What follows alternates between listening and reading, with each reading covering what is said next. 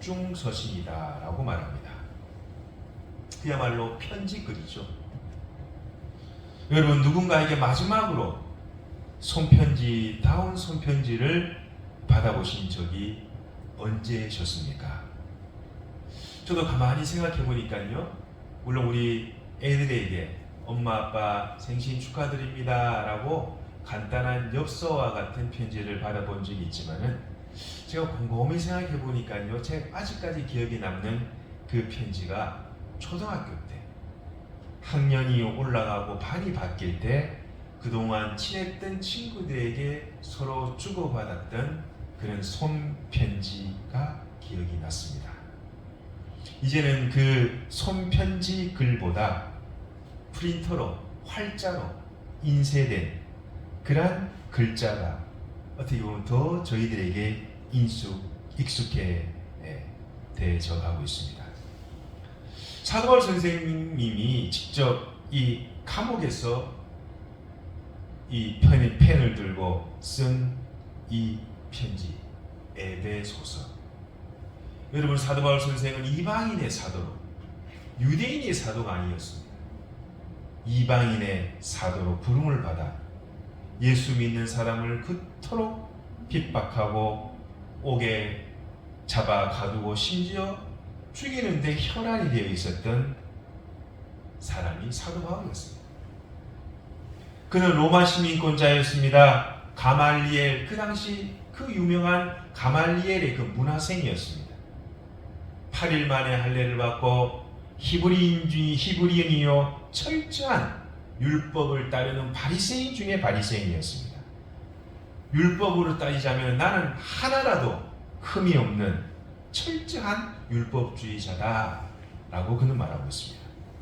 그런데 그가 예수 믿는 사람들을 잡으러 다메섹으로 가는 그 길 위에서 부활하신 예수님을 만나게 되죠. 나는 너가 그토록 핍박하는 나사렛 예수다. 그 음성을 들은 사도 바울이 그 자리에서 꼬꾸라집니다. 그리고 그는 이방인의 사도로서 예수 그리스도를 위하여 순교의 자리, 그 순교의 그 영광의 자리에까지 가게 됩니다. 그리스도의 대사도요, 하나님의 나라의 선한 청직이었던 일꾼이었던 분이 사도 바울이었습니다. 우리도 언젠가 하나님의 나라에 가게 되면 이 사도 바울 선생님을 반드시 뵙게 될 것입니다. 근데 오늘 사도 바울이 그리스도의 비밀, 그리스도라는 비밀을 알게 되었다라고 말합니다. 즉 하나님으로부터 받은 계시를 받습니다. 여러분, 이 계시라는 것은 우리 인간이 노력하고 연구해서 얻어지는 성질의 것이 아니라 위로부터, 하늘로부터 일방적으로 임하는 사건입니다. 그래서 위로부터 임하는 그런 계시로 인하여서 사도 바울은 비밀을 알게 되었다. 3절에 보면 이렇게 말합니다. 곧 계시로 내게 비밀을 알게 하신 것은 내가 먼저 간단히 기록함과 같으니, 사도 바울이 받은 그 놀라운 계시가 있었다라는 거죠. 위로부터 임하는 그동안 감추어져 있었던 것이 열리게 되는, 드러나게 되는 사건을 경험했다. 그 경험한 것을 내가 너희들에게 간단히 기록하겠다라는 것입니다. 그동안 사도 바울이 알지 못했던 그 비밀, 그 계시가 무엇이었을까요? 그가 깨달은 그 비밀이 무엇이었을까요? 그토록 그가 얘기하고 싶고 기록하고 싶었던 그 계시의 비밀이 무엇이었을까요? 바로 6절에 이렇게 말하고 있습니다. 이는 이방인들이 복음으로 말미암아 그리스도 예수 안에서 함께 상속자가 되고, 또 함께 지체가 되고, 함께 약속의 참여하는 자가 됩니다. 이 놀라운 계시의 비밀입니다. 여러분, 이방인들은요 절대로 이 하나님의 계시 안으로 들어올 수 없는 사람이었습니다. 그 당시만 하더라도. 이방인은 그 당시 그야말로 개 취급을 당했어요. 사람 취급을 당하지 않았어요. 어떻게 이방인이 하나님의 이 계시 안으로 들어온다? 이방인이 하나님의 그 약속에 함께 동참하게 된다? 이방인이 하나님의 지체가 된다? 이것은 상상할 수 없는 일이었는데 사도 바울이 하나님으로부터 그 계시의 그 비밀을 받고 난 후에 그가 깨달은 놀라운 팩트, 이 사실이었다는 것입니다. 여러분, 지금은 우리가 잘 이해할 수 없습니다. 여러분, 이 상속이라는 것은 말이죠, 함께 상속자가 된다는 것은요, 공동 상속자가 된다는 겁니다. 여러분, 세상에도 부모의 재산은 그 자식이 받습니다. 여러분, 만약에 재산이 있다면 그 재산 아무도 모르는, 일체 보지도 못하고 듣도 보지도 못했던, 만나지도 못했던 타인에게 여러분의 유산을 물려줄 사람이 있으면 여기 한번 손 들어보세요. 아마 다 자식들에게 다 미리미리 다 준비를 해 놓으셨을 것입니다. 그런데 이 복음은요, 복음은 전혀 알지 못하는, 그야말로 이방인, 그야말로 이 강아지 취급받았던 이방인들에게 복음을 함께 취할 수 있는 공동 상속자가 되게 하신다. 누구로 말미암아? 복음으로 말미암아, 다시 말해 예수 그리스도로 말미암아 하나님의 나라의 공동 상속자가 된다라고 사도 바울은 말씀하고 있습니다. 그 당시 유대인들은요, 선민 사상이 철두철미했습니다. 우리만이 하나님으로부터 선택받은 사람이다. 우리만이 하나님으로부터 택함받은 백성이다. 감히 함부로 이방인들이 하나님의 나라를, 여호와 하나님의 나라를 상속받아 있을 수 없는 거예요. 그런데 사도 바울 선생은 부활하신 예수 그리스도를 만나고 난 다음에 그 깨달은 그 비밀이 뭐였냐? 바로 예수 그리스도 안에서 복음으로 말미암아 함께 하나님의 나라의 공동 상속자가 된다라는 놀라운 비밀을 깨달은 것입니다. 여러분, 이것이 놀라운 사도 바울의 깨달음을 적어놓은 것이죠. 두 번째는 뭐냐? 복음으로 말미암아 지체가 된다. 하나님의 지체. 여러분, 지체가 뭡니까? 우리 몸의 모든 지체. 여러분, 몸은 그야말로 가장 복잡해요. 가장 미묘하고 신비스럽고 복잡한 것이 이 사람의 몸입니다. 몸에 말이죠, 팔, 다리, 손 다 있죠. 머리를 중심으로 다 연결되어 있습니다. 한 몸입니다. 몸 따로, 팔 따로, 다리 따로 있을 수가 없습니다.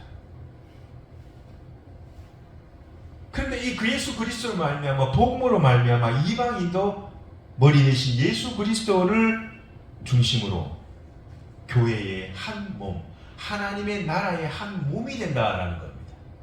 있을 수 없는 일이죠. 그 당시로 따지면 어떻게 이방인이 하나님의 나라의 한 지체가 되고 한 식구가 된다? 있을 수가 없는 것을 사도 바울은 내가 깨달은 예수 그리스도의 복음, 그 신비의 그 복음으로 말미암아 이방인들도 하나님의 나라의 한 지체요 한 식구가 된다라는 놀라운 비밀을 선포하고 있는 것입니다.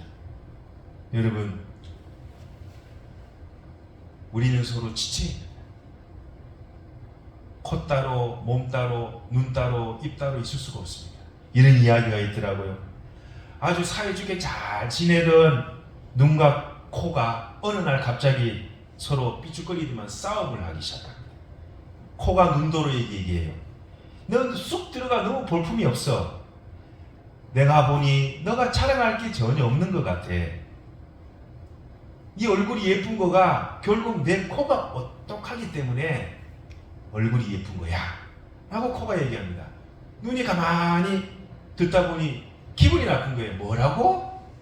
내 눈이 볼품이 없다고? 그래, 니 한번 당해볼래 나한테? 그래서 눈이 말이죠, 눈을 확 감아버렸어요. 그러자 넘어져서 코가 깨져버렸어요.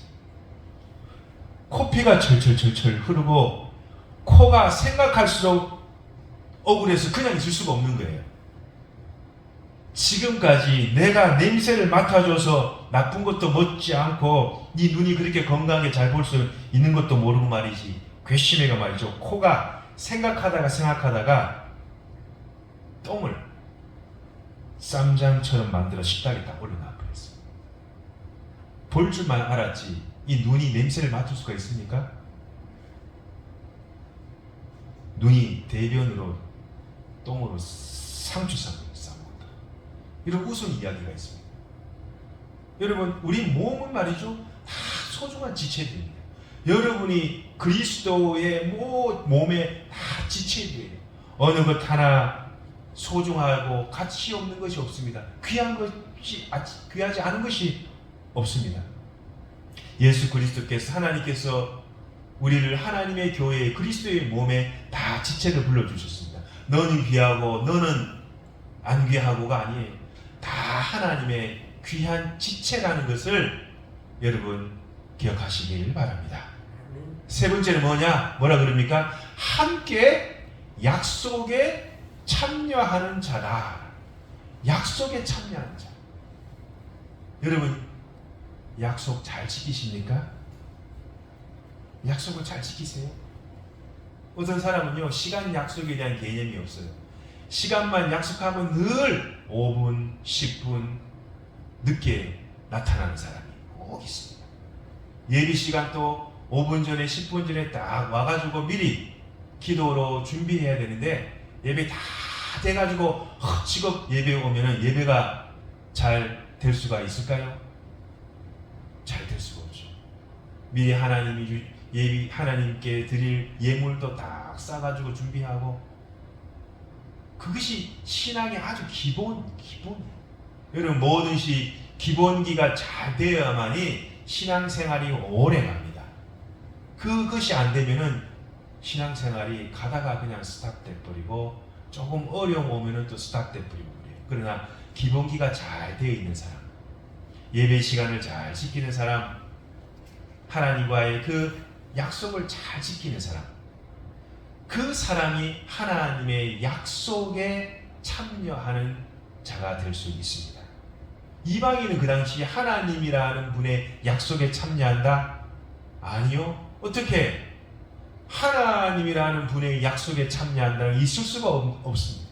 그러나 하나님의 은을 상속받고 그리스도의 몸의 한 부분으로서 사명과 그 역할을 감당한 주님의 언약 백성, 예수 그리스도를 신부로, 예수 그리스도의 신부로서 또 그리스도를 나의 신랑으로 맞이하는 그 주님의 언약, 주님의 그 약속에 동참하는 저와 여러분이 된 줄을 믿습니다. 결국 우리는 하나님의 언약 백성이가 되는 것이죠. 왜? 우리는 하나님의 전국적인 그 약속에 참여하게 될 수밖에 없다라는 겁니다. 사도 바울은 이 놀라운 비밀, 이 놀라운 신비를 깨닫게 되자 그 기쁨과 감격을 그 감옥에서 펜을 들어 적어 사람들로 하여금 보고 그것을 읽게 했다라는 것이죠. 여러분, 우리 사랑하는 성도 여러분, 우리는 하나님의 의의 나라의 상속자입니다. 하나님 나라의 소중한 아주 귀한 지체들입니다. 주님의 언약에 종국적으로 우리가 참여하게 될 그리스도의 신부요, 그리스도의 백성입니다. 복음의 능력은 이방인이나 유대인이나 종이나 자유자나 남자나 여자나 부한자나 가난한 자나 많이 배운 자나 적게 배운 자나 할 것 없이 그 조건과 환경을 초월합니다. 그리스도 안에서 교회 안에 들어온 사람은 그리스도의 놀라운 신비와 은혜를 경험하게 될 줄을 믿습니다. 주님 앞으로 나아가십시다. 주님 앞으로 나아오시기 바랍니다. 그리하면 그리스도가 계시하시는 놀라운 그 비밀의 일과 능력을, 복음의 능력을 깨닫게 될 줄을 믿습니다. 주님 우리에게 말씀하십니다. 복음으로 말미암아 그리스도 예수 안에서 함께 상속자가 되고 함께 지체가 되고 함께 약속에 참여하는 자가 됨이라. 기도하겠습니다.